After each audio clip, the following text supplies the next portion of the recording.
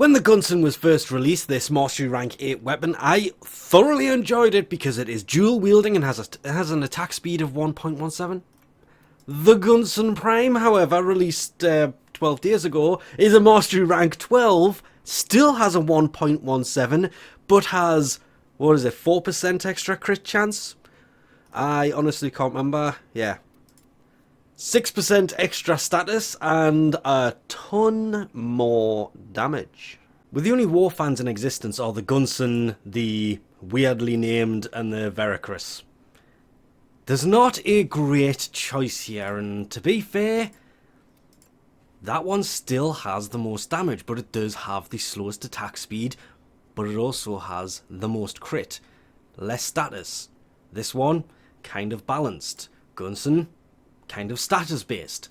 So the introduction of a fourth one, this has to be better than any other one there. Right? That is correct. 225 total damage, that is not as much, but it does have a 1.17 attack speed, which means it's faster than the Quarsus is. Meaning it does more damage, because it only has 5 total damage difference. So, yeah. We have the new competitor here, it is more balanced than the Veracruz as well. I like that because it was balanced. This, oh yes, this does more damage in pretty much every... May want to swap out that Primed Fury for pretty much any mod that will do damage. I'm going to leave that in there because I like fast melee. I absolutely love fast melee. The faster, the better. Because I'm used to, if you button mash your way through the melee, these things are perfect. Because the attack speed it keeps up with you. As you're mashing melee as quick as you can and throwing in the combos in there, this thing can actually keep up with you, which is great. I've been using a two-handed heavy sword for way too long. Yeah, okay. I like the ability to just spin it round and it does a lot of damage.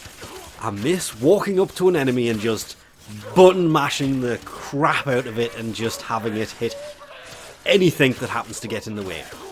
It's more fun that way.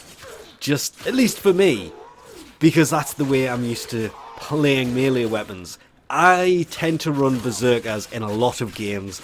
I would much rather have a sniper rifle as the primary, a close range secondary of some kind, and a dual wielding melee in pretty much any game. It's always been my go-to. Hence the reason I tend to have constantly in this game a long range primary, a short range secondary, and a dual wielding melee when I decide to actually put one on. Because there's that many different melees, I will basically run whatever the newest thing is until something else comes out. If I'm doing something that requires obviously building something more powerful, yeah, I will run dual wielding melee all the time because 1.81 attack speed, 115.6% status, 75% crit chance with a 3.7 times multiplier, and then the attack speed of 1.81, it's basically going to just melt the face off anything you hit with it. The Gunsen Prime, I'm not ever going to say it will take the place of the Kronen Prime as one of the better, not the best, we all know what the best one is, dual wielding melee weapon, but that is, from everything I can find, the closest actual match to this thing. Because as you can see, this does have a little bit more damage, but it does have a little bit less crit chance, so it should even out pretty nicely, and they have the same attack speed, similar blocking angles. Yeah, kind of works almost similar to this. Definitely not the best dual wielding prime melee that is out there. It all just depends on personal preference, but this seems to be a lot of people's go-to as the best dual wielding melee. Kronen Prime pops up all the time. It is literally just personal preference. These are close. Yes, they do more damage. Yes, it has the same attack speed, but it does have a little bit less crit. And a lot more slash, which means the bleed proc on these is better. I want to say the Gunsen Prime is better than the Kronen Prime, but I just can't bring myself to say it. Because when running a melee weapon in basically fit and forget style situation, yeah, you don't want something that is based on the bleed proc only. You want something that does have some impact against shields or puncture against armor. And somebody's going to tell me off he's putting those two the wrong way around. Just slash for the bleed proc can be pretty useful, but if you're not getting through the armor or the shields, doesn't really work out that well, which is where the Kronen kind of suffers. It only has a 9 impact, which means it's not too good against armor / shields, and same goes with the puncture, 13.5. Yes, it will still get through them fairly quickly with that attack speed, but it's just...